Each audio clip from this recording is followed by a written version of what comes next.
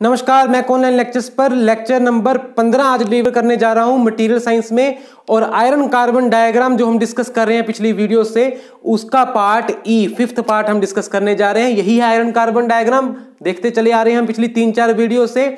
आज इसी में से एक और मोती पिरो के आपके सामने रख रहा हूं मैं, और वो ये है कि एक स्टील होती है जिसको हम कहते हैं डेड स्टील या किल्ड स्टील, मरी हुई स्टील, किल्ड स्टील। वो मृत स्टील क्या है, डेड स्टील क्या है, उसी को मैं आपको एक्सप्लेन करने जा रहा हूं इसी आयरन कार्बन डायग्राम से। बड़ी छोटी सी वीडियो में इसका भी आंसर देख लीजिए।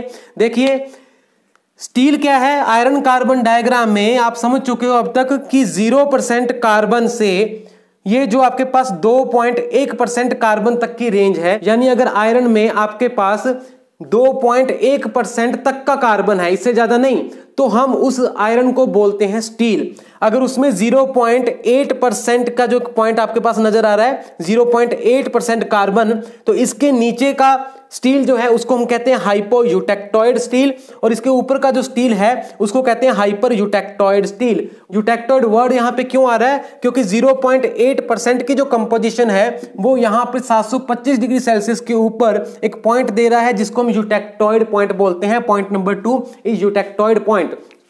तो इससे नीचे की कंपोजिशन वाला स्टील हम कहते हैं हाइपोयूटेक्टोइड स्टील, इसके ऊपर की कंपोजिशन वाला hyper eutectoid steel. So in general steel क्या है, आप ये कह सकते हो कि 0.8% कार्बन वाला जो आयरन है वही स्टील है। तो यहां प्रश्न उठता है कि फिर डेड स्टील क्या है, किल्ड स्टील क्या है? देखिए इसका रीजन क्या है, बड़ा इंटरेस्टिंग है। जब आप स्टील की कास्टिंग कर रहे होते हो, यानी वो मोल्टन फेज से, ये लिक्विड फेज है ऊपर कहीं से, मोल्टन फेज से ठंडा होता होता होता आप उसको रूम टेम्परेचर पे ला रहे हो, उसको सॉलिड में कन्वर्ट कर रहे हो, स्टील का कोई पार्ट बना रहे हो, तो आप ऊपर से नीचे आ रहे हो उसमें से हीट निकालते निकालते, यही हो रहा है उसमें। लेकिन जब उस स्टील की कास्टिंग हो रही है तो ध्यान से देखिए, आयरन कार्बन डायग्राम ही आपको सारा कुछ बता रहा है कि वो कितने फेजेस से होकर गुजर रहा है। यहां से उतरकर पहले तो इस फेज में उसको आना पड़ रहा है, वे डेल सॉलिड फेज है, सॉलिड प्लस लिक्विड का एक मशी रीजन आता है। फिर उसके बाद वो डेल प्लस गामा में जाता है, फिर उसके बाद वो प्योर गामा में आता है, फिर गामा से अल्फा प्लस गामा में आता है, फिर अल्फा प्लस Fe3C में आता है। तो कितने फेजेस से होकर उसको गुजरना पड़ता है। लिक्विड जब सॉलिड में कन्वर्ट हो रहा है, वो स्टील जब कास्ट हो रहा है, उसको बहुत सारे फेजेस में से होकर गुजरना पड़ता है। और जब भी फेज चेंज हो रहा है, लिक्विड टू सॉलिड में वो जा रहा है, एक फेज से दूसरे फेज में जा रहा है, तो कुछ ना कुछ वॉल्यूमेट्रिक श्रिंकेज को अपने साथ वो लेकर जा रहा है। कहने का मतलब क्या है कि ऊपर से नीचे आते आते उसमें बहुत सारी श्रिंकेज ऑब्जर्व होती है, बहुत सारी श्रिंकेज हमें देखने को मिलती है।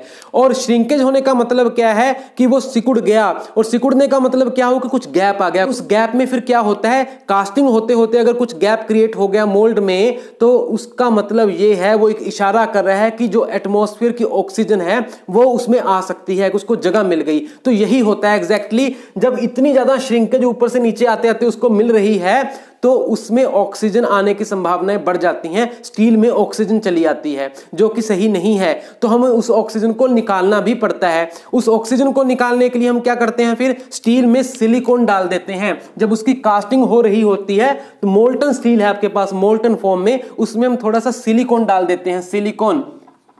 अब सिलिकॉन से क्या होता है, Si सिलिकॉन, जो ऑक्सीजन साथ साथ में आती चली जाती है वो सिलिकॉन से रिएक्ट हो रही है और वो SiO2 में कन्वर्ट हो रही है, और ये स्लज बन जाता है। स्लज आप समझते हो, स्लज की फॉर्म में वो नीचे सेटल डाउन हो जाता है जैसे जैसे वो कास्टिंग होती चली जा रही है।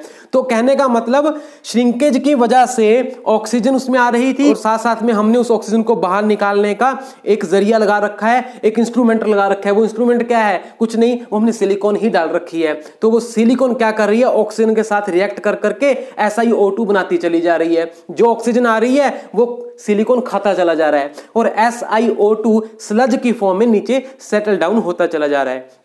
तो इस प्रकार से स्टील में से हमने सारी ऑक्सीजन बाहर निकाल दी।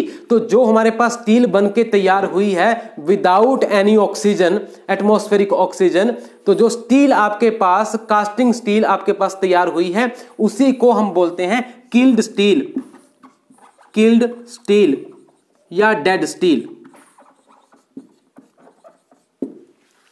और इसका सीधा सा लिटिल मीनिंग यही है कि किल्ड का मतलब क्या होता है, विदाउट ऑक्सीजन कोई सर्वाइव नहीं करता, वो डेड ही है। तो स्टील में क्योंकि ऑक्सीजन नहीं रही इसीलिए उसको हम कह देते हैं ये डेड स्टील है, किल्ड स्टील है। एक हमारे पास होता है semi killed steel. Semi killed steel का मतलब क्या है, अगर आपने कंप्लीट ऑक्सीजन को रिमूव नहीं किया, पार्शियल रिमूव किया है, कुछ ऑक्सीजन उसमें है, तो उसको हम कहेंगे सेमी किल्ड स्टील। तो जितना इंपॉर्टेंट और इंटरेस्टिंग ये क्वेश्चन था उतना ही इंटरेस्टिंग इसका रीजन भी है। आपको समझ में आ गया होगा। मिलते हैं जल्दी नेक्स्ट वीडियो में। Thank you very much.